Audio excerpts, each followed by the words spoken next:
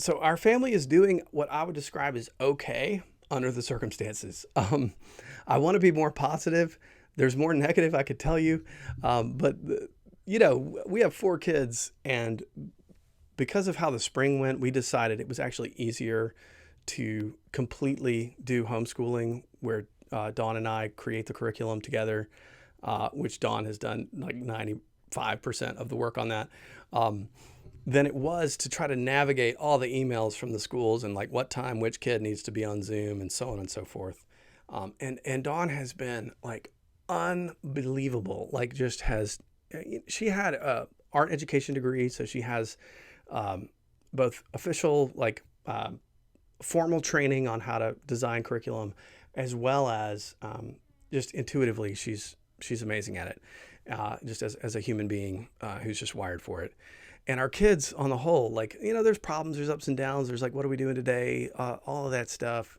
They miss their friends, all of those things.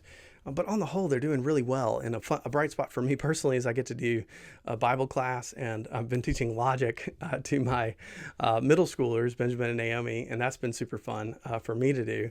And so we're still in the process of kind of working out like what does it look like for me to be doing full-time RUF and helping out appropriately where Dawn's not just like buried with the children and they're still getting their education. But on the whole, like there's so many resources out there. We've kind of been blown away, and in some ways it's been difficult, but in other ways idyllic. The hardest part would be I've shared before about Dawn's ongoing health problems. She has some chronic health issues related to a autoimmune disorder, which has made us particularly cautious during a pandemic, which has been hard. We haven't been able to worship in person. We've been avoiding any sort of large crowd, even masked. And the only reason I'm willing to do it with RUF in a couple of weeks is because we'll be outside and wearing masks, and by campus policy and rule. But that has been difficult. I will not get into the details. I don't feel comfortable, and she doesn't either, sharing too much personal information on the medical side. But we have, in recent testing, discovered some things that could be some underlying issues. We've pursued so many different angles, but there's maybe a light at the end of the tunnel. But at the same time, the treatment plan will be difficult and long and hard. So please pray for Dawn. It affects her holistically. Like if you just sort of imagine having this isn't accurate exactly, but the best way I know to describe it to people is if you sort of had a very low grade flu every day, how you would feel.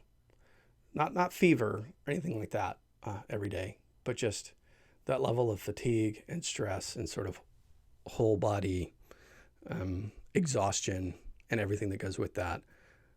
That's a tough way to live. And she's doing it.